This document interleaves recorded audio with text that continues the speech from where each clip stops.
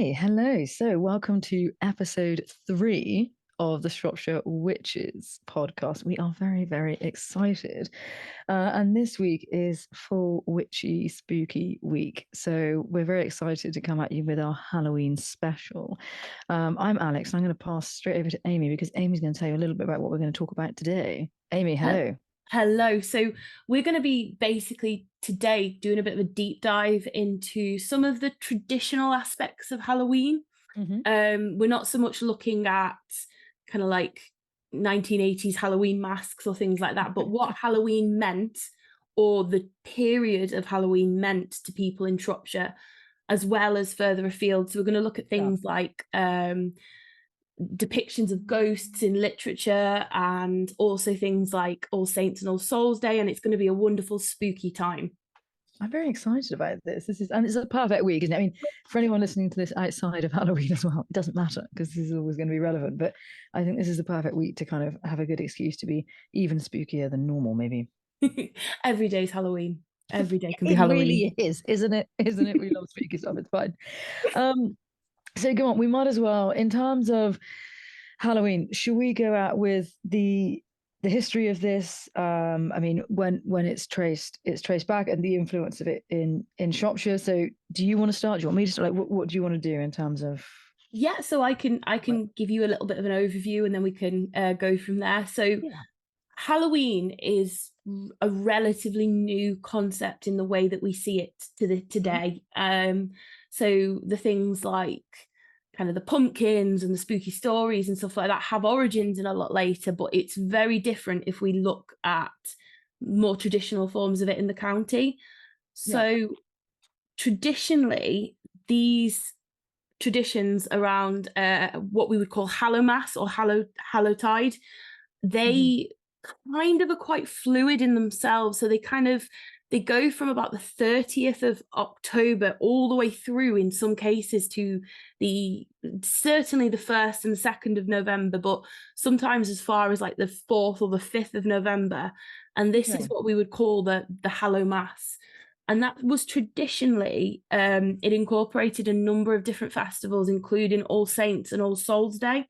Yeah. And All Saints Day was the time in which you would kind of remember all of the saints. And it's often said that it would be those saints that are remembered, and also those unknown saints, which I think is quite cool, the idea of there being saints that people didn't even know of. But it has its origins very much in a religious significance, particularly from kind of medieval going through. And I think even when you get to the kind of Reformation and things like that, it doesn't necessarily lose its religious significance. It just shifts from being about the saints and kind of a more Catholic understanding to a more still religious, but more of a kind of Protestant idea of religion. But certainly it has its origins. It's nothing. I mean, I remember being told various ways when I was younger that it was the devil's birthday, or it was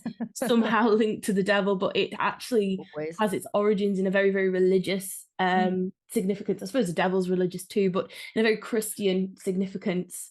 Yeah, it's interesting. And I suppose just kind of touching on what you were saying there, because I love any excuse to kind of mention the Reformation, but it's interesting because this sort of this deep history that it has, and I suppose, like you say, it's interesting how it survived through when the idea of even just the sort of the roles of saints changed, because that is relevant in terms of when we go into talking about ghosts. We can talk more about that, but this idea of how this was celebrated and the role of saints completely changed when obviously we ceased to be sort of, I suppose it was still Catholic in all but name, wasn't it, really, in terms before it became a hardline kind of Protestant religion. But equally, that idea that the way we were viewing the saints and things changed with Halloween just changed across the board, didn't it? Because the role in terms of saints' days and ghosts and things like that, and the role of ghosts became completely different post Reformation as well, which we can talk more about afterwards. But I think the other thing as well that's interesting. Now, do I say this right? Is it Samhain? The old, I think that's the Irish name for it, isn't it? And then the Welsh, I cannot say.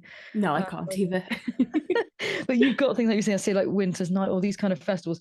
And I always thought it was interesting because I was aware of a feast day that moved from the start of November. I thought it was around about, so as you're saying, how far into November it can go. But this idea of Halloween, do you think in terms of, because I know obviously you are very kind of, you're one that's interested in the land and folklore and how these things usually explain away natural phenomena. I think, is it a way of explaining that actually as the summer and all these seasons come to an end, you've got a long winter ahead of you, that we're looking at something that's going to kind of make peace with what's ahead? So I know it's spooky, maybe arguably became spookier as modernity stepped in, but is it one of those things that you think was a way of kind of seeing us into the winter, into all the kind of the slightly sort of depressive months that were coming ahead? Yeah, definitely. And I think there is a natural conclusion to some of the events traditionally in kind of more agrarian societies. You've had the harvest, you've had times where, and it's a bit more of a winding down kind of thing. And I think certainly, I think the mind turns to try and find a way to deal with the darkness and all of the things that come with the darkness, like even things like the noise of the wind, and that can all be something in which inspires some of these spooky stories. I think human beings have a natural kind of penchant for the kind of ghosts and the spooky anyway, but I think certainly when it gets to winter and the winter months, we're most kind of inclined for it.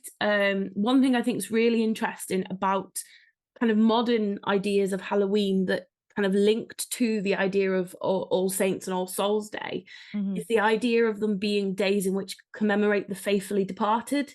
So at least to a certain extent, there is the idea that they are a day where you remember your ancestors and those who have departed, either close relatives or ones that go further back.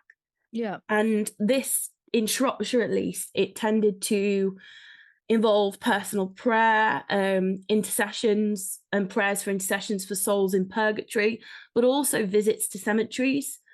And what I think is really interesting is, even to this day, quite popular media about Halloween is that it's the day when the veil is the thinnest. Oh yeah, that's the bit I always, you hear that crop up sometimes, and that does kind of give proper creepy, doesn't it, when they say the veil is the thinnest at the moment? Yeah. So you've got this idea that even today we see it as in a way linked in some way to those who have gone, those who aren't a physical presence anymore, but are a spiritual presence, and that can still in a way influence or enact, within our own lives. And I particularly like the idea of the visiting of the cemeteries. It's not something we tend to associate with Halloween anymore, but it's something that was very much an aspect of the way in which this was celebrated. And there's certain times of year in Shropshire that you tended to go to a cemetery more than others, and Hallowmass is one of them. Another one, quite bizarrely, was Mothering Sunday. A little bit off topic, but on Mothering Sunday and on Palm Sunday, you were meant to visit cemeteries, and on Palm Sunday in particular, you were meant to decorate all the graves with wildflowers that had grown locally. So there's certainly times of year where you visit cemeteries, but there is this idea that Halloween has always been linked to the dead and to a commemoration of the dead, which I think then leads on to ghost stories and the way in which ghosts have been depicted, particularly when you get into kind of the Victorian idea of the ghost. Yeah, the Victorians were kind of I think we are kind of the masters of creating a ghost story, aren't they? They absolutely love it. And I think what's interesting as well is kind of with Halloween maybe being something that you would, or a lot of people now kind of dismiss as an American holiday. It's the Irish that took it over there, wasn't it? That's the other thing. But I think it's just so fascinating, because this idea to me that we kind of have to maybe make peace with everything that's coming in the winter, the kind of the how claustrophobic it is as well, and illnesses, everything that I mean, maybe less so nowadays, but certainly historically that was associated with that dark time, but how people then as much as now, need something that sort of breaks things up. And for kind of a modern, I was going to say audience, but you know what I mean? But modern society, people think, well, Christmas, but then, you know, you get all the people that are like, oh, spooky bitches, got a bit of Halloween and pumpkin spice, all these things. And whatever it may be, whether you're kind of going, you know, I'm seeing this wave at the moment, particularly on things like Twitter or X or whatever they call it these days. But, you know, I can't keep up with the young. But mind you, Elon isn't young, is he? I mean, he's awful as well, but never mind. But yeah, they're talking about these or maybe it's the algorithm because it's the people that you and I follow on Twitter, but talking about carving turnips and these things that are historic. And what I love is even people that sort of are kind of a little bit dismissive of history or anything like that and find it, you know, they're like, oh, it's not really relevant to me. They're doing things within this time of year that are ancient. And I find that is, to me, that's fascinating. And I think man's kind of desire to be exciting and new, but actually all the while kind of being atavistic is never kind of surprising to me. We always think that we're kind of movers and shakers and things, but a lot of what we're doing are really deeply historic things. And I think Halloween is a kind of prime example of that. I mean, maybe our call for horror films and things has changed, but has it? Because like you're saying about ghost stories, it's just a narrative in a slightly different way. It's more visual, but you know, people were sitting around you know, the fire, wherever it may be, wanting to hear a story about something that's really, frankly, bloody terrifying. And I think that the thing that differs is just in which generation finds what terrifying. It slightly alters, doesn't it, in terms of what is scary to us. But this kind of hunger for Halloween and anything that's gothic is nothing new by any stretch, is it? Oh no, definitely. I think we tread very well trodden ground. And I think even when we don't realize we're doing something our ancestors did or the people that came before us did, even down to things like kind of storytelling and the consumption of the sort of media we consume. There will always be a desire for the ghost, I think, because I think the ghost is so innately human. And I think that it is our way of conceptualizing our time. And I think That's interesting. Okay, yeah. Just as kind of the advent of industry was very confusing and there was lots going on, and it must have been such a shock to the system, for, you know, particularly where we both live in Shropshire, it's very agrarian. It must have been such a shock to the system to live through that advent of industry, that first generation. I think equally you could argue that the kind of resurgence of the ghost is linked to our advent of technology. You know, if you think we're both in our 30s, how much actual technology we have experienced, how much life has changed since we were children. Oh, insane. And I'm older than you, sadly, but yeah. You don't look it though. So you're too I kind. think in a way you made an old lady very happy. Yeah. I think in a way the ghost is could also be quite an emotional support. Yeah, it's our constant companion in a way, isn't it? Yeah, we seek an understanding, we seek an answer in a world that is confusing, so we resort back to these age-old archetypes. And you could even say, you know, there's a resurgence in things like witchcraft and things like that. These are things that have always been there. We're just using them in different ways now, I think. I think that's fascinating. And you know what I think is so interesting is, and I know that, you know, you and I, and certainly definitely me, I mean, you're a little bit less judgy than me with things like this. So I imagine you're going to be more tolerant. But, you know, it's the same when I kind of see like pictures of witchcraft and things, you know, like if you or I are putting a post up or something and we choose different pictures, and I love all those. And then every so often you see one that's kind of very AI and very pumpkin spicy kind of witch. And I like, you know, that doesn't represent witches. But look, you know, the thing is, in the Victorian times, like the images that I kind of love, you know, they would have been the kind of pumpkin spice of their day. Do you know what I mean? Yeah, and it's the same medieval time. I think there's always going to be like basic witches and spooky witches and things like that. And I think that's quite cool. And I think again, like the Victorians, you know, they absolutely loved making getting something that was very gothic and old and completely reinventing it for themselves to fit their narrative.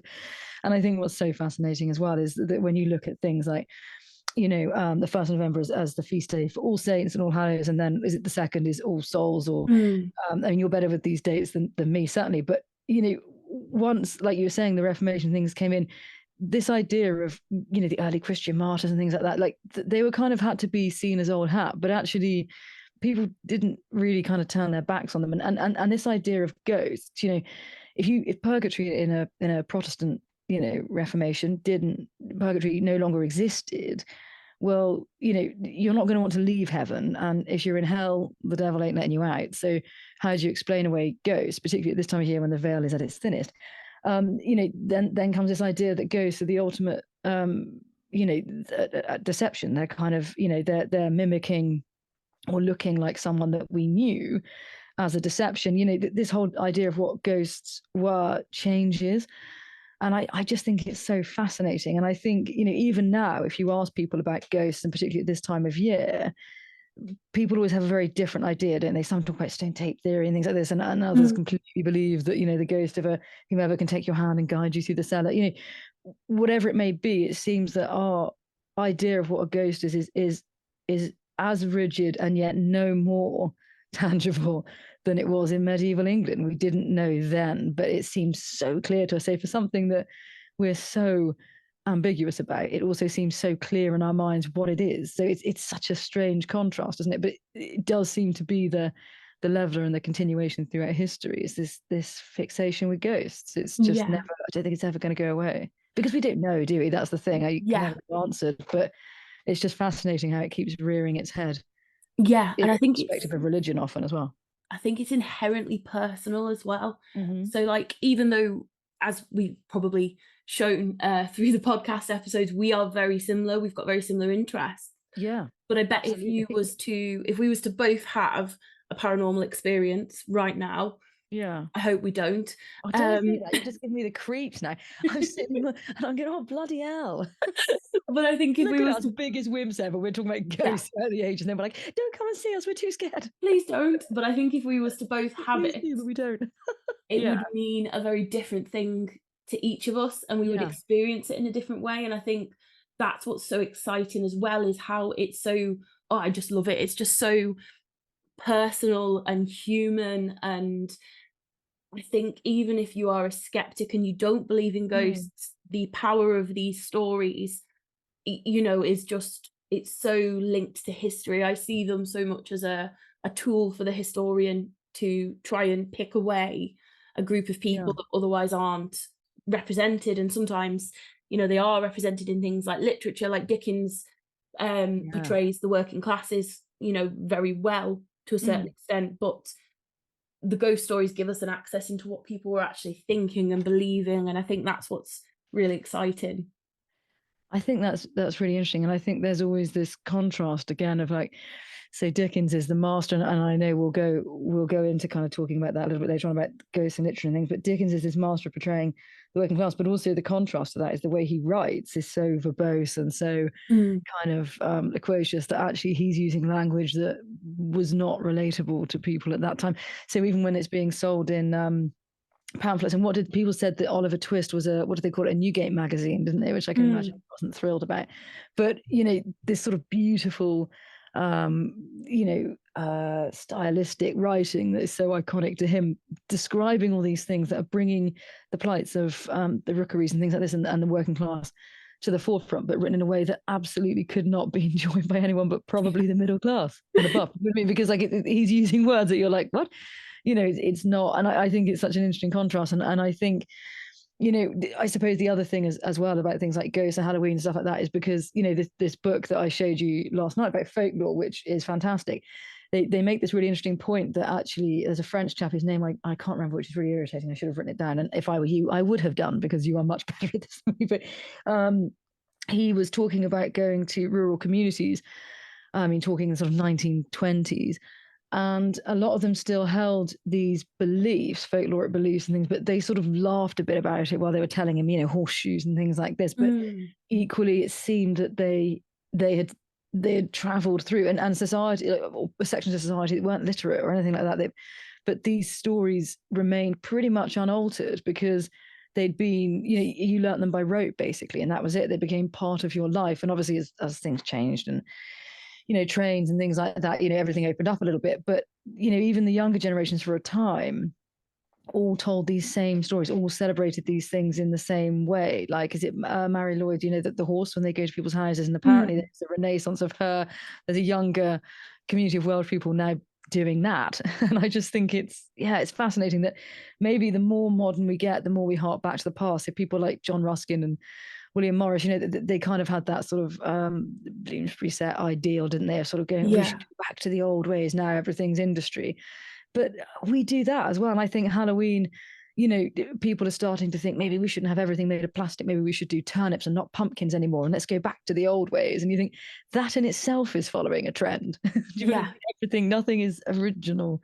And, we're all guilty of that. We've got no choice because everything's been around for so long. How can you be original? But it's funny that even when you think you're harking back to the old ways, you're like, look, William Morris was doing that in the 1800s. Like, that's nothing, everyone's always wanted to hark back to an era they think was better, which probably never was. It was just slightly different. Yeah, no, I completely agree. And I think it's very natural. And I think it's such a natural thing to do, to try. And I think that's when we move on to looking a little bit about souling. One thing that I think is really interesting about souling is that there's a tendency in the past to maybe see it through quite rose-tinted spectacles, the idea of this lovely rural tradition. But in reality, when we actually turn to it, it's a sign of rural poverty. And it's a sign of, how much people had to beg and borrow and kind of eke out a living in really quite difficult environment, but also during the coldest, darkest months. And it's quite interesting as well that in Shropshire, at least, there are a number of festivals that are loosely linked to religion. So you've got one around Christmas, I think it's 21st of December. You've got also Halloween, kind of Hallowmass, where there was a ritual where people would go begging. And they'd go from house to house to beg for oats, if it's the one at Christmas, or soul cakes, if it's the one, at Halloween. And it's lovely, and there's a little song sung and that kind of thing. But it was, in reality, a sign that people were struggling. They would go to the richer farmers' houses to try and beg something from them to help them. And even things in Shropshire like the Border Morris, Morris dancing. The Border Morris originated in Shropshire, at least, as a way for the men to kind of earn a little bit of money or get paid in beer or what have you, in order to try and eke out that existence. And I think when we do look at the past sometimes, particularly rural life, there's an aspect of this idea that it's lovely, it's this beautiful rural Arcadia and everyone was lovely and jolly and happy, and in reality it was an incredibly difficult existence. And I think souling kind of demonstrates that. Yeah, this romanticism of the bucolic life, which is a kind of, again, like, you're Marie Antoinette kind of making that dress in the little sort of I can't remember the name of that kind of house that she went to live like a French peasant, and you're like, oh, the irony. But to be honest, like I say, I think in probably how many times I mentioned the Bloomsbury set, but it's the same idea of these people that coming from enormous privilege painting this idea of wanting to be bohemians because they can afford to be.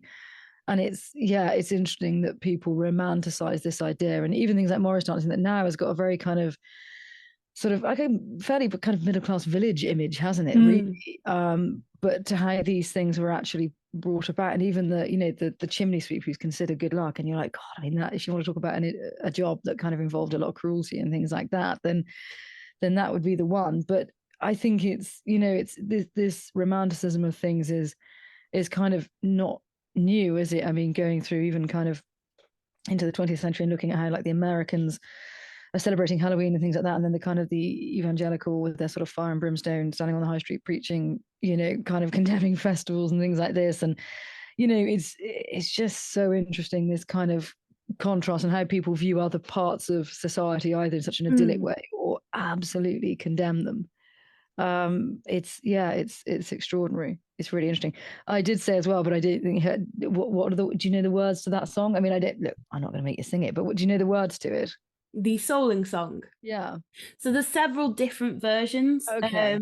So just for people that aren't aware, souling, the basic premise of souling was that people would go around between kind of the 1st of November and the 2nd of November for most of Shropshire. This ritual isn't unique to Shropshire. It happened, Shropshire's a stronghold of it, and Staffordshire was as well, but it did happen all over Britain and probably further afield. But they'd go from house to house, usually in the more well-heeled neighbourhood, and knock on the door, and they'd sing a little ditty and they'd get a reward. And that reward, depending on, I suppose, the farmer or the farmer's wife, would be soul cakes, ale, apples, or money. And soul cakes are kind of, they're a little bit more like a biscuit, really. But they're kind of like a kind of biscuity type cake, very simple, usually made from stuff that's in the home. That it wasn't meant to be something that was ostentatious, or you'd be icing and fancy fondant. It sounds like a rusk. Yeah, it was very practical.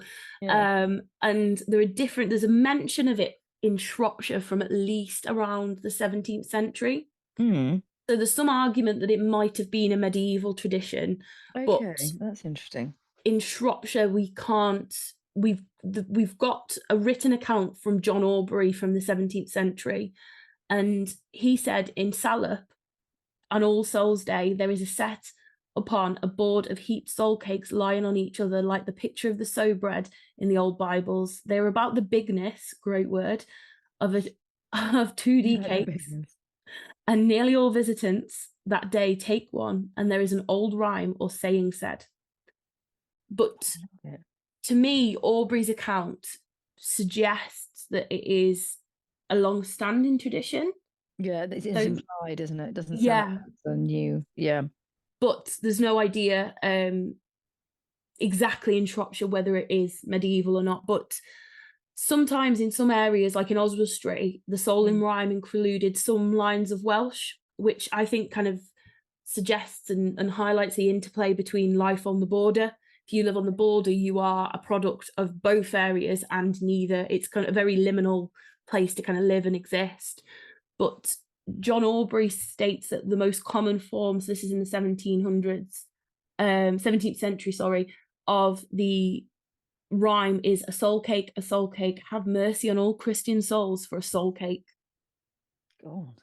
And then we've got Reverend E.A. Godson of Clive saying that it was in his area, soul for an apple or two, got no apples, pears will do, up with the kettle and down with the pan, give me an apple and I'll be gone, 1 for Peter, 2 for Paul, 3 for him that makes us all, apple or pear, plum or cherry, anything good to make us merry, merry I am and merry I be, please give an apple away to me.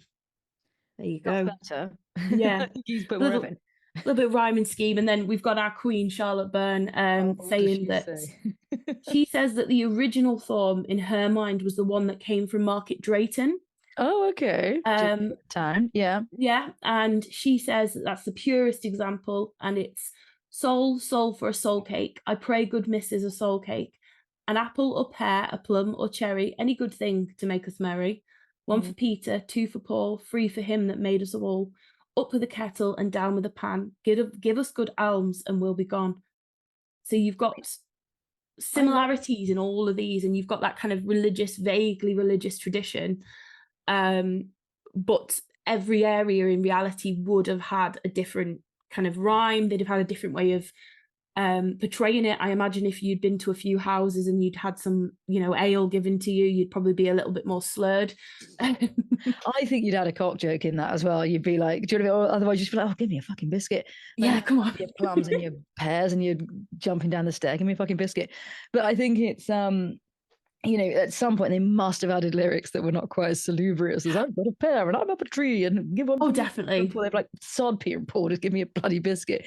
But I think the first one showed the least effort, but they definitely got better. And by Charlotte kind of repeating one, it became sort of characteristically quite articulate by them. But I think particularly the last two definitely shared a theme. But yeah, it's fascinating. I suppose, but you know, like we said in, I think it was our first act, we talked about the Devil's Chair, and again, like some people will say he was on his way to Wales, some were like he's against people of Shrewsbury, others are like, you know, it always varies, doesn't it, according to sort of where you are, and the story is slightly different. And it's the same with any kind of old songs, like, you know, what's that one? It's a Victorian musical song. It's, you know, it's the same the whole world over, and it's the poor that get the blame. It's a really cool, you know, it's a lovely old musical song, but the lyrics are always slightly different. And again, it depends in which part of the country you're from. And the same with old songs like Oh My Darling Clementine. Again, like some verses are completely omitted in others, and others, you know, it alters, doesn't it, according to some are quite colourful versions as well that sort of not so subtly allude to, like, you know, sex or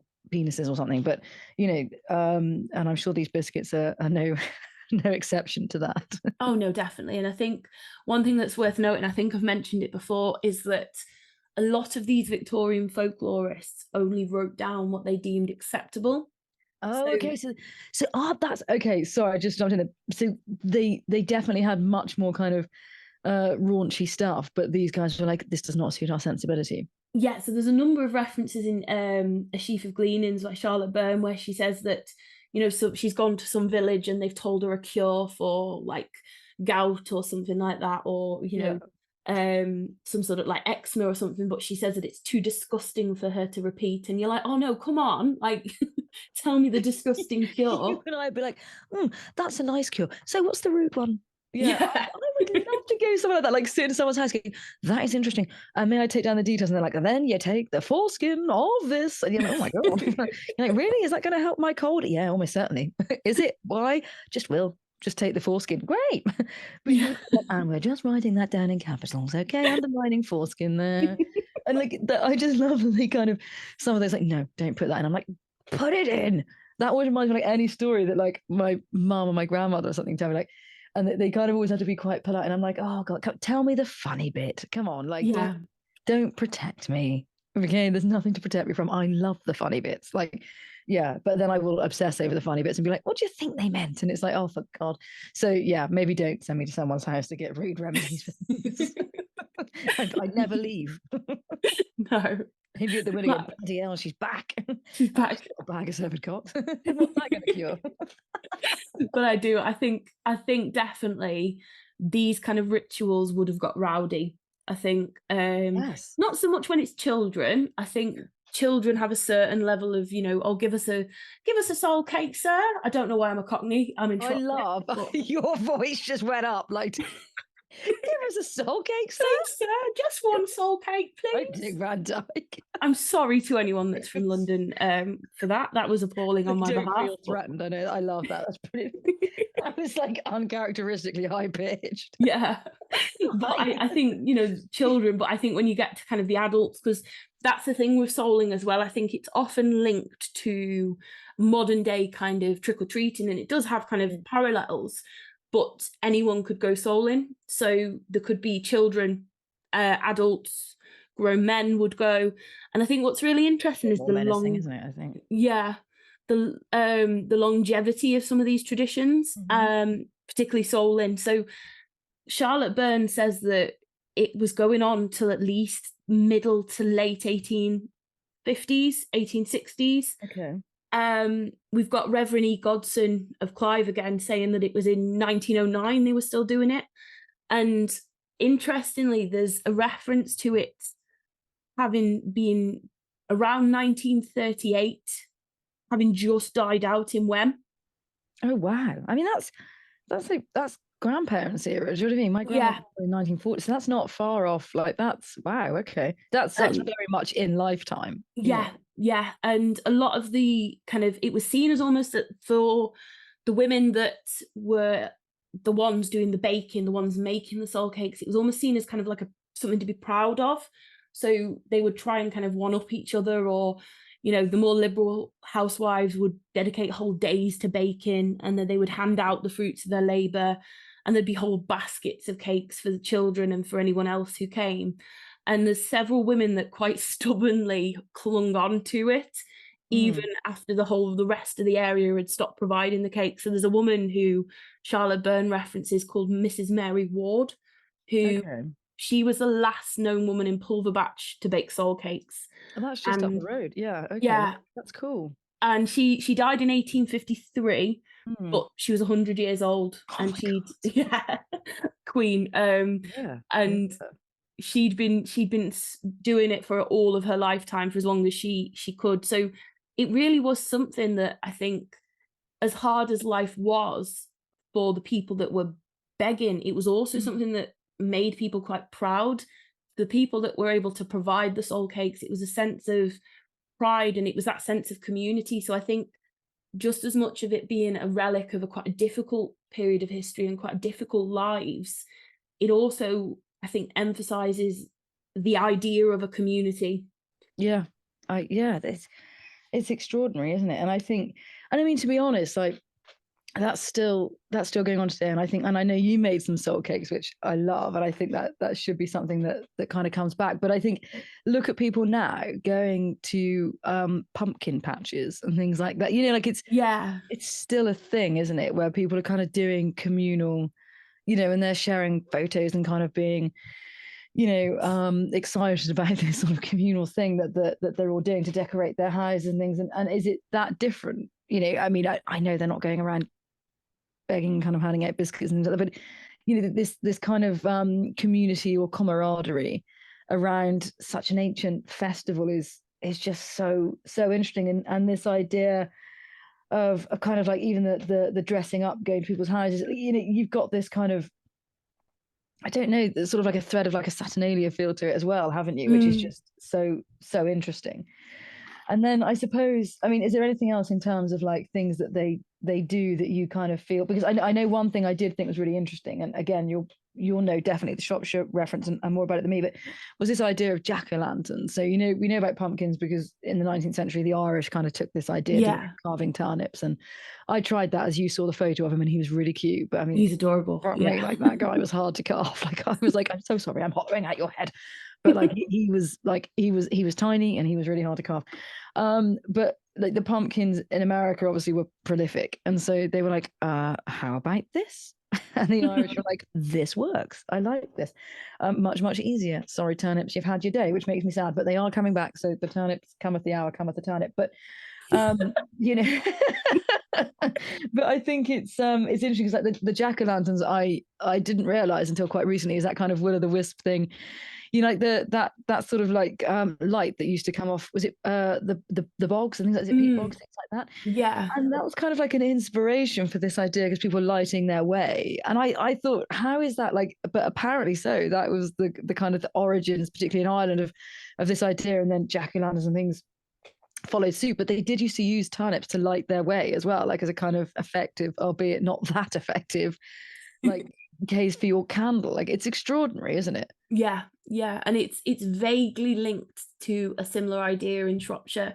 So we do have references to will o' the wisps and Oh, kind of the do we? idea. Yes, so That is cool. Okay. particularly your neck of the woods and along the border. So you've got kind of the Welsh influence coming Yeah, in. very much so. Yeah. Welsh rainforest as well. But Yeah. you've got the idea that they tend to, several references to them kind of being seen floating from house to house. Mm. And if they stop upon a house, that's a house that somebody will die in a kind of fixed amount of time. So either 7 days or 5 days or however many days, but they're seen as kind of like a death omen. Yeah.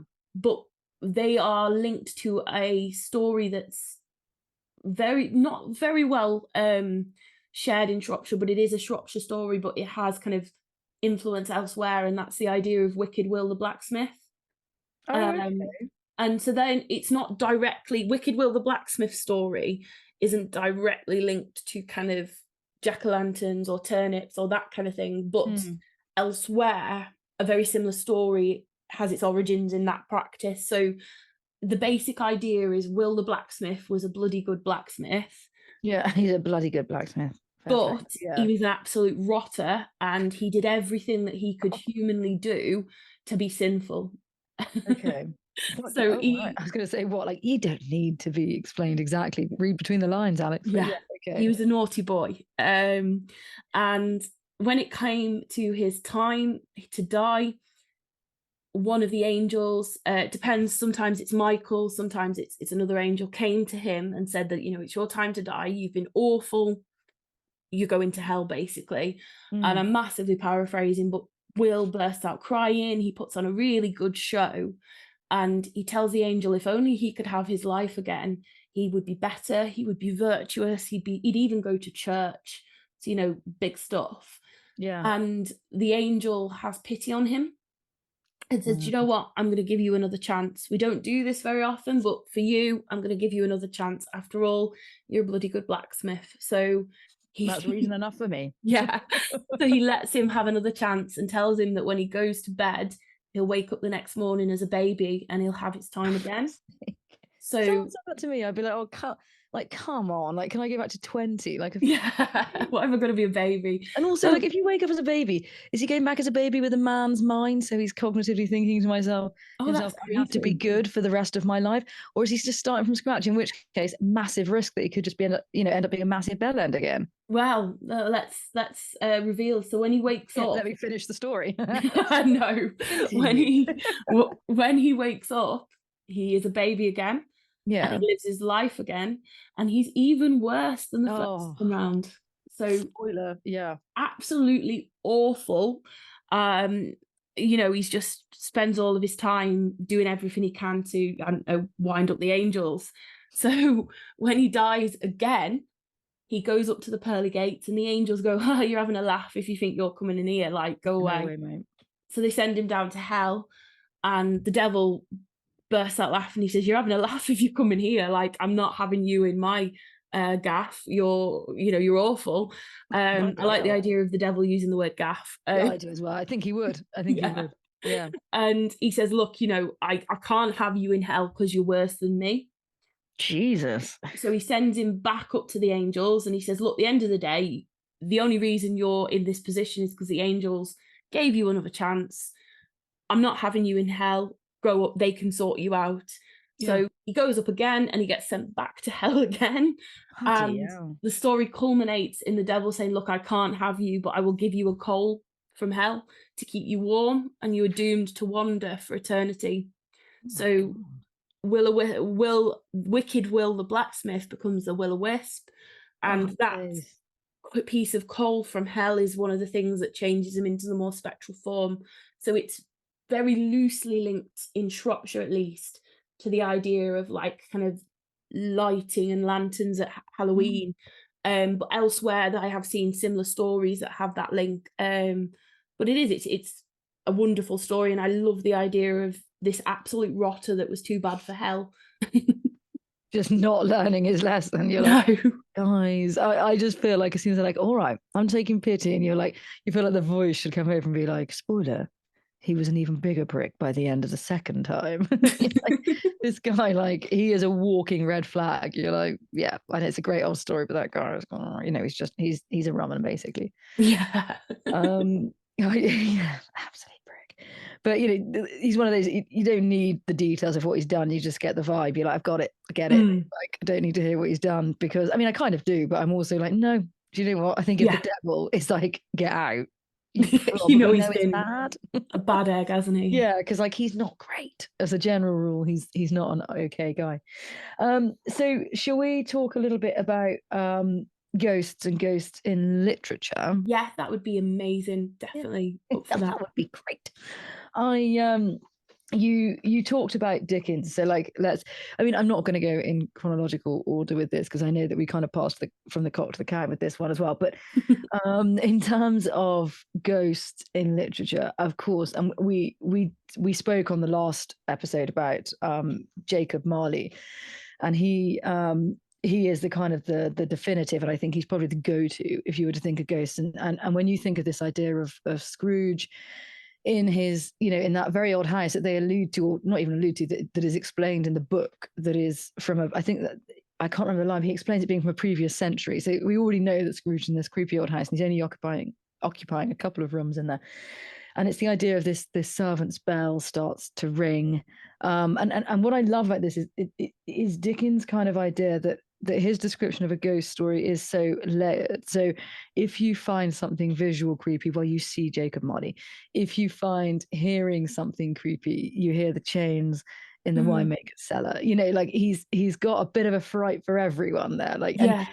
it's so good because he's also kind of slightly tongue in cheek with it as well. So like it's moralistic. He's also slightly taking the piss because he does, you know, that line that you and I both love, with there's more gravy than a grave. Yes. So, and even when he talks about his chains, which he forged in life, you know, it's so sort of spooky and moralistic that it is really creepy, but it's also so over the top that you are able to kind of be slightly amused by it as well.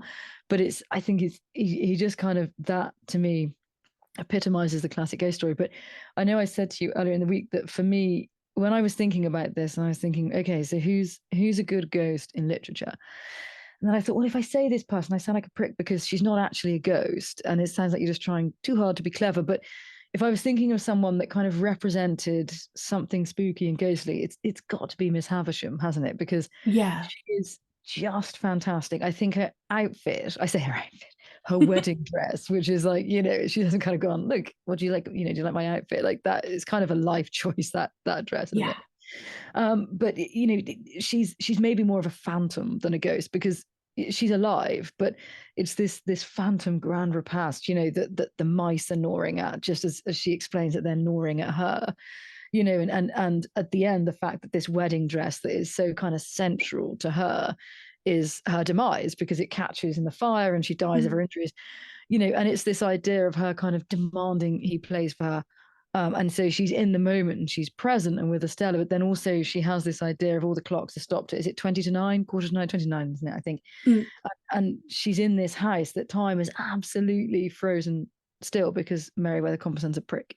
I mean, also, like, it's complicated. I think she could have had a really good life, and you know, you're like, come on, Havisham, at some point, like, you know, but she's had a breakdown, so it's complicated. But I just think she is, to me, like, if you didn't believe in ghosts, she is the best example of a ghost. Because, you know, if you refuse to believe that a ghost something can come back after death, then Havisham has to be like the closest you can get to believing in a ghost, because she is a ghost, the version of what she was. And you know, one of my favorite portrayals, actually, I always think, you know, Helen Bonham Carter, people like that, they do a great job, but they kind of make her a little bit too maniacal, and they don't get the essence of this woman that, as I imagine her, that had been beautiful, that is still very wealthy, that has something of an appeal about her, where Pip is scared of her, but also is worried about her later in life, you know. So there must be something about this still a draw.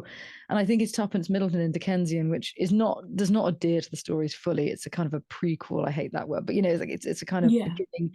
But I think if anyone hasn't seen it, they should, because I think, only because also Anton Lesser plays Fagin, he's amazing, but she plays Miss Havisham before she is Miss Havisham, if you see what I mean. And so, you know, and her brothers in it as well, Arthur and Meriwether Compson, all this lot, and they kind of play loose and fast with it, but they sort of imagine what happened before she became Miss Havisham. But I think they do it in a very good way, in a very tasteful way. It's very kind of over the top and things. It's all, because, you know, even the detail of her shoe, which of course we all know because she, you know, it rubs her foot and things. So at the end of the scene of Dickensian, she's sitting there holding a shoe, and you can see this big repast in front of her, and she's just sitting there, and kind of they're singing Marble Halls in the background. Like, it's really creepy. It's really creepy. And I think that for me is if you were going to say who was a ghost that wasn't a ghost, she is the pinnacle of that for me in Satis House, to be satisfied to have enough. Like, her life, yeah, she is fascinating. Who's your favorite literary ghost? Oh, that's a tough one, because I spend most of my life reading history books, but I think yeah, so you're not into yeah, but I think Kathy from Wuthering Heights. Oh, that's such a good one. I That is think such a good one. I With the think it's so through the window. visceral. Oh, good, yeah. And That's good. I think in a way, the idea of, and I think it links to Havisham, the idea that someone can be haunted by their past Well, is Heathcliff's really acting like powerful. Miss Havisham, isn't he? Really? I mean, I know he goes on and gets married and things, and he has is it Brereton's his son or his brother-in-law? I can't remember. I get their names wrong. But yeah, sorry, carry on. No, so I think it's just that, it's that idea of, she is a very visceral ghost. The idea of like tapping on the window and scratching and saying, let me in, and all that kind of, I lost my way on the moor or whatever it is. That is Yeah. really I powerful. lost my way on the moor, whatever. Yeah. Let me in, fuck's sake. Yeah. Been a while since I read it, but I think that is a real standalone one for me. But I think when That's a you look great one. at Heathcliff, and it very much links to what you've just been saying, is that it's almost more scary for someone to be haunted by a version of their past, or a version of an imagined version of their future, because Yeah. both of these characters have seen something in their future that isn't there, that that didn't come to be, but then they can't Yeah. move away from that. And I think that is really quite frightening as a human being, because I think we all invest ourselves in different things, in jobs, relationships, whatever, and the idea that all that investment could come to nothing. How would you respond to that I after think that? that's it. That's so interesting. That's such an interesting way of looking at it. And ultimately that has to be the kind of the pinnacle of a ghost story as well, doesn't it? And I think it's Hareton as well, not Britain. So there you go. That was Yes, annoying yeah, me. And I was thinking, oh, is it Hareton? Yeah.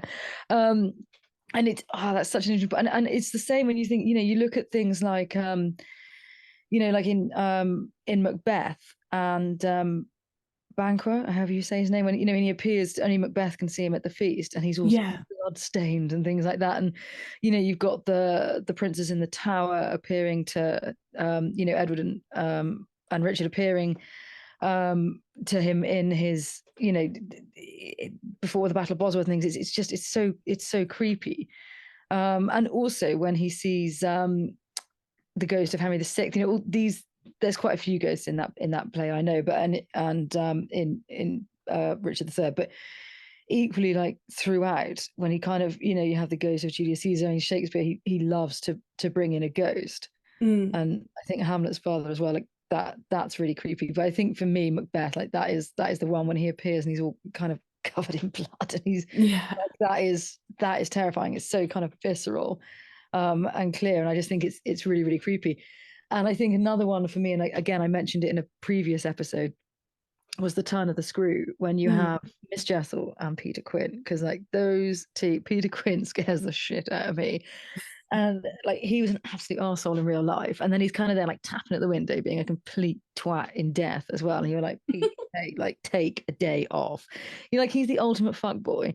But like he doesn't just slide into your DMs or anything like that. And when you block him, like he slides into the fucking afterlife and then slides into your reality, like the making window. you like making a governess basically eventually lose the plot and then commit infanticide because she's holding this child to protect him from the ghost, and spoiler, he gets smothered.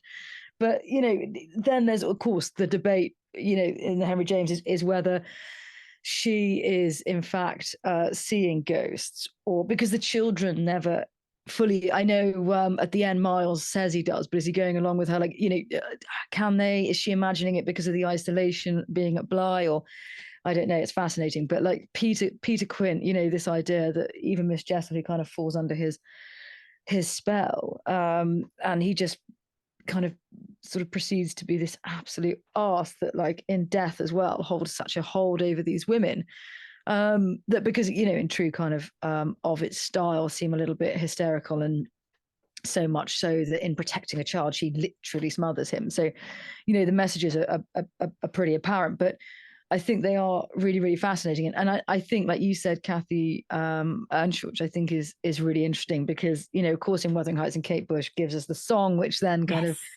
makes us so familiar yet again with their names. But that image, is so ingrained in our rhetoric, so if you go anywhere, I mean, God, I'm pretentious enough to always be kind of captioning photographs saying very Wuthering Heights-esque, or like if I go on a run and get to the top of the stairs stairs, I like dub it with like the Wuthering Heights song because Yeah. I'm a prick. But like it's so in our minds that people kind of go, oh, it's very Wuthering Heights-esque. And I'm always finding it interesting actually that is often described as one of the great love stories, a bit like Jane Eyre, and you're like, Mm, well, is it? Is it because, like Jane Eyre, he kind of dupes the governess while his wife, who is very unwell, is locked in a tower with only a nurse. I say nurse, but like her lady, her servant to help her, who probably is grossly underqualified for looking after someone like that.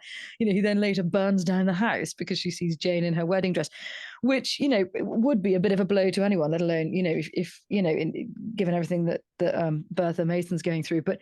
I do think it's really interesting how these ideas that we will see romance in everything, like we were saying earlier about, looking at the people that were poor in society and going, oh, isn't that romantic? They're Morris dancing or they're begging. So, it's so enchanting. And you're like, is it, or are these issues that we should address? And it's the same thing with things like Jane Eyre or like, Cathy and Heathcliff and things, and Heathcliff, he is mistreated, which I feel very sad about, but also a bit of a brute as an adult. Like he's really not great to his young wife, and he kicks the shit out of people. Like it's quite problematic. And Cathy kind of haunts him, literally punches a hole in the window and puts her hand through.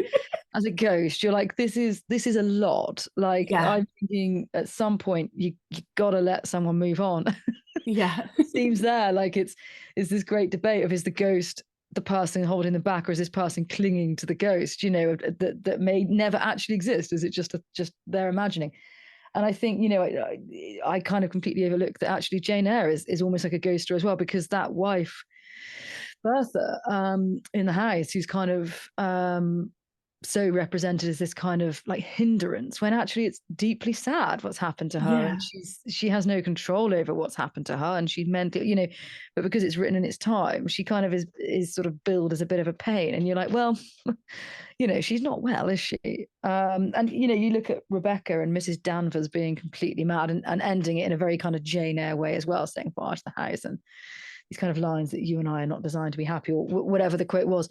It's fascinating that sometimes with a ghost, they don't always need to be dead, do they, to be bloody terrifying and haunting your life. They could just be Mrs. Danvers. I love it. I love a ghost story. I love, the woman in black. I love a jump scare and things like that. But I do think there are certain characters in literature that just, if you were going to look at ghosts and things, just absolutely resonate. And for me, Havisham, she's the one without a doubt. And Heartbreak is that great leveler, isn't it? Like, so from Wuthering Heights, whatever it may be, rich or poor, most of his experience heartbreak. And I think it's the response to it, and it's this idea, of course, that when we hear about it now, we find it kind of almost like enchanting, and we sort of feel sad and relating to a story of somebody that may or may not have existed, may or may not have been based. I mean, I say may or may not. We know that Havisham didn't, but who was she based on? There's so many different stories, because her story to a degree resonates. Somebody heartbroken, but this idea of haunting her house, walking around in a wedding dress, all these gothic imagery that we kind of find bizarre, and we look at, and it's almost like a Victorian freak show, but we also, something of our heart kind of goes to her a bit, and I think increasingly, and also because she was let down by a man, and spoiler, that happens. And I think Compson is awful. So yeah, sorry, you go. I think it's interesting because we've kind of naturally moved on to an aspect of kind of All Saints, All Souls, that Hallowmas kind of tradition that's the flip side of some of this.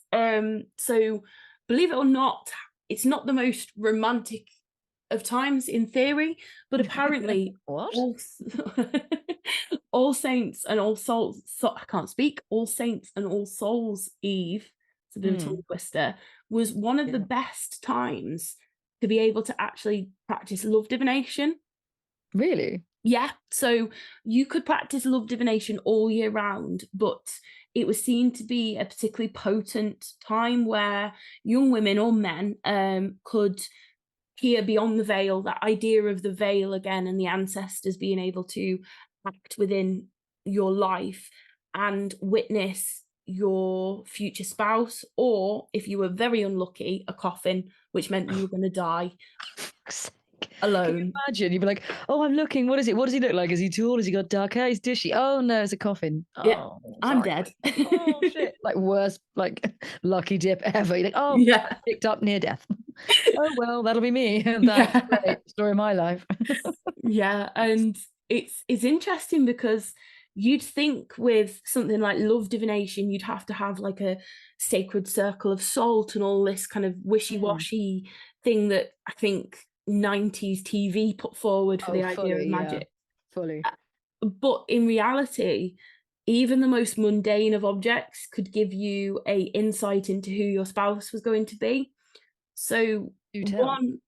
one of the weirdest I've come across is that a woman who was eager to find a husband Mm, must go to the local churchyard yeah. at midnight on All Saints or All Souls Day. You could do either. God, do you know, this sounds like a really weird, like, you know, if the guy just goes, do you know what, you're going to find out he marries you because just go here at Yeah. midnight on this day. But like, do you mind if I don't? Because I don't want to get attacked. But Yeah. that's, And yeah. it gets slightly weirder. Oh, So God. you're meant to stagger around in the dark in the churchyard looking for half a brick. It cannot be a full brick. It has Where's to the be other half a brick. half? Look, if someone's left half a brick there, sorry, look, tell this story, but this is fucked up. Yeah, go on. No. And then once you found that half a brick, you take it back home, you put it under your pillow, and you will dream of your future marriage. Oh, Yeah. is he going to turn up with the other half of the brick? I'd like that. That'd be a good twist. I would, but I mean, if it is, this guy's a bigger miss because if he's going around like churchyards going, just pick up half a brick and the love of your life will turn up with the other half of the brick. Like, oh, okay. I mean, I love it. I think I shouldn't take the piss because actually, as a story, it's fantastic, but it's so like, I don't know. It's quite. Is it quite male? I don't know. I don't know if it is a bit patriarchal. Maybe not. Maybe it's kind of. It feels Weird. like that. Typically, the wonderful thing, and I know you and I both love this about folklore, is that it doesn't always matter whether people believe it's true or not. But I love that sometimes it's almost like they say things tongue in cheek, like the more fucking random, the better. Do you know what I mean? They're Yeah. like, go to the churchyard. Like, do you know what? Stumble around in the dark, get a brick Yeah. butt, and then you feel like someone's going, spoiler, half a brick. You're like, half a brick. Yeah. And then Half a you're kind brick. of going on the upside. You're like, if she's doing all this, she probably deserves a dream of her love because not many people have got the balls to go to a churchyard in the dark, stumble around, and then find me in half a brick. I'd be like, I would go from one side to the other, like as a dare, and be like, and that's me. I'm done. Like that's. Yeah. I am not fumbling around for a brick in a churchyard like No. on Hallows Eve or something. I'd be like, do you mind if I just like, can I do it at midday? Is that okay? Does it have to be dark? I think do. I love. Sorry, yeah. Oh, Just no, go on. you go. You go. I do think with some of these things, there is that idea, like you said, of the weirder the better. And someone has asked them, right, so someone like Charlotte Byrne, what's your ideas on love divination round here? And they've gone, right, how can we wind this woman up? Yes, that's what I'm hoping. I'm wondering if they're going, do you know what, just tell her this because she'll repeat it. Yeah. You're like, it's so random that you kind of think they have to have been. They obviously stem from somewhere as well, but equally, I love that the mischief that's in them. I love that humor, and that kind of makes it even more endearing. That you know, a lot of the time, they're probably slightly taking the piss out of the church. They're slightly taking the piss out of other people. You know, so it's this kind of idea that people patronize them in this bucolic, very sweet way of life. Aren't they sweet? Aren't they sweet? Yeah. And they're just kind of like also slightly taking the piss because they're like, yeah, fuck it. Like, do you want half a brick? Make it half a brick. Like, whatever's going to work for you. Like, that's fine. And I know lots of things that they did believe in, but again, like it's the same as that French writer when he said that he talked about horseshoes and things like that, and he said that it was met with people telling him with humor, but also part of them still believed it. And I think we're not that different today. We kind of like laugh about stuff, but we also salute magpies. Like we're, you know, like I think I've said that before, but you know, we don't generally walk under ladders, probably for common sense. But you know, it's still interesting that these ideas, we kind of like joke about them just as they would have at the time. But do you know what? If part of you thought, you know, if you were single or whatever, and part of you thought, you know, if you put that under your pillow, you'll see who your husband's going to be. You'd be amazed how many people would do that. Like, you know, would go, fuck it. Who's going to know if I do that? You know, no. Go for it. Go for it. Like, you know, I think it's, that's what I find so interesting. And I think like you know, to say, as I said, that a heartbreak was the great leveler, I also think that actually in a lot of ways, folklore, history, all these things are, because all you realize is that things change a bit, and maybe our aptitude for cruelty, things like this, and hopefully we've improved in that way, that they're not where we should be. But we don't change that much. We still laugh at willies and bums, and we still laugh at whatever. We're still scared of ghosts. We still love to pull someone's leg and things like that. And I think it's just it's fantastic. It's fascinating, and I think that maybe these festivals, that maybe some were formed in some ways by the church, and other aspects of it predate religion as we would think of it, or are more maybe pagan, will probably last longer still, because that human proclivity for mischief, fun, for fear, and things like that will never tire. I think it'll always remain. Hopefully, as well, because it'll mean people listen to our podcast. Everyone suddenly turn their back on the macabre and gothic and stuff. We'll be like, oh, bloody hell, what are we going to talk about now? But I think it's fabulous. Have you got anything that you want to add to our Halloween special? So I want to just briefly mention a folk story from Cherbury Church. Oh yeah, please do, because I love a story. Go on. And Cherbury Church, which is a bit of a tongue twister, Cherbury Church. It is, isn't it? Cherbury Church. Yes. It finds itself in the centre of a slightly different type of divination. Mm-hmm. And that's the idea that if you go there and you enact a certain ritual, you will find out who in the parish will die. Oh my God. So, bit dark. And it said that if you visit the church on All Saints' Eve, you will gain that direct knowledge. The ritual itself involves walking or running, if you choose, to around the building anti-clockwise 12 times. Bloody hell. You have to do this slightly before midnight, and then wait until the bells chime for midnight. And then if you sit on the church steps, you'll be rewarded with a roll call. So it's kind of like some accounts say that it's kind of a visual thing, but others say that you would hear the names. So I think it depends on who's telling the story. But with that being said, you'll find out everyone in the locality who'll die before the following All Saints' Eve. So odd. We're told in folklore that in 1788, two young men decided to try out the custom. So they had been in their local alehouse, and they had probably been partaking in a little bit of the libations, more than a few libations. And they thought it was a very good idea to go to Cherbury Churchyard and try and acquire this forbidden knowledge. So they go, they probably less walk and more stumble round 12 times and wait. Now, the idea is quite clever in a way. They were going to find out who was on the list, take out debts with them all, and then because they die within the year, they'd never have to pay them back the money. Bloody hell. So it's in their drunken stupor, that was like big brain time. They were really pleased with that thinking. So while they were waiting, they were kind of giggling and quite amused with themselves. And when the clock struck midnight, they heard this raspy, drawn-out voice read out the list of names. And it went on for quite some time. It was a busy year for death that year. But quite suddenly, they heard a name that made their blood run cold and their heart pound in the chest, because one of the names that was read was the one man's brother and the best friend of the other.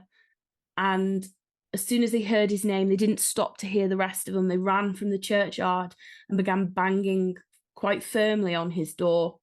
And after 3 loud knocks, now I love this because the knocks of death in Shropshire folklore are 3 knocks on the door of a night time. And after 3 knocks, the drunken man kind of still kept banging, and the man who wasn't drunk, the man who'd been very soundly asleep prior to that, opened his door. And the drunken men explained everything. They said that they'd been messing around in the churchyard and they heard that he was going to die. Yeah. And he told them in no uncertain terms that he wasn't planning to die, and told them to basically bugger off away from his house, and told them to go and sober up. As you probably would, to be honest. You would, wouldn't you? If banging on your door, you'd be like, oh, come on. You know, if you turned up at my house of a night time saying, oh, I've just heard you're going to die, I'd be like, leave me alone, go to bed. You'd be like, look, it's not episode 4 yet, all right? Just say that's next week. Go to bed, Alex. But Bed, stop the research, let it go. But rather interestingly, we're told in this folk tale that a week later, the man who had the knocks on the door was dead. Oh my So God. the prophecy had been fulfilled, and those men who had been, drunk in the churchyard never visited the church again. And they also never spoke of their experiences again. Why we have the folk story, I don't know, but supposedly they never spoke of it again. I love this because not only does it link All Saints and All Souls Day to a form of divination, because you've got love divination, you've got other forms of kind of love divination as well, as the one I mentioned, but also the idea that, going back to that idea of the veil again, the veil is so thin that you can actually peel it back and see who is going to join. And also that this kind of power isn't something that we should have. We should treat it with responsibility, and that actually when we don't do it responsibly and we do kind of mess around like those lads were doing, there's gonna be consequences. And I think it's just it's a hilarious story. And you can imagine, as the nights were drawing dark, someone in the local pub or in their home telling it with, acting it out and putting all of the kind of slurring their words and things. But also it's quite a powerful message that we don't mess around with these kind of things, and that in kind of situations of life and death, we need to respect the dead and respect the ideas around death. So I think it's wonderful. And Cherbury Church as well, if you ever are looking for if you're like myself and Alex and like historical churches, it's a wonderful historical place, very beautiful church with really quite interesting interior. I've never run round it of a night time though. I've got to say I've never done it. And then rocked up and gone, Alex, you're gonna die. Yes, sorry about that, Babs. But like, you'd be like, let's get 2 more episodes in before you do. We'll just block record those, and you do what you need to do. But I think it's that's it. It's funny. And the Victorians are kind of great examples of anybody that's gonna sort of, if you're trying to dance with that kind of thing, you're invariably going to kind of get your foot trodden on, aren't you? Because we love this idea that you think, oh, if you do this and if you do that, and like the old school favorite where you kind of look in the mirror and say Bloody Mary, and then her hands going to strangle you, and you're like, for God's sake. But I tell you, that has scared the shit out of many a school child, myself included. But this idea that actually, no matter how silly you might think it is, part of you goes, oof, is it true? Because there are stories that you hear and something happens, or maybe there's a kind of prophecy of death, and maybe that person dies within a couple of years or something. That, look, could it be coincidence? Quite possibly, maybe, absolutely, but it still leaves you with a little bit of a fear and a little bit of something spooky. And I thought maybe the thing to end on, if you wanted to think of something spooky, was probably one of like the eerier lines I always think, which is from The Turn of the Screw, which is, if a child gives the effect another turn of the screw, what do you say to 2 children? Because nothing spookier than like creepy kids, is there really? No, the turn of the screw, double trouble. I love it. So that's our Halloween. I love it. Gothic, scary, creepy, and yeah, I really enjoyed it. Thank you, Amy. I hope you've enjoyed it. Very much so, and thank you, Alex. Loved it. Thank you. Right. See you all soon. Thank you. Bye. Bye.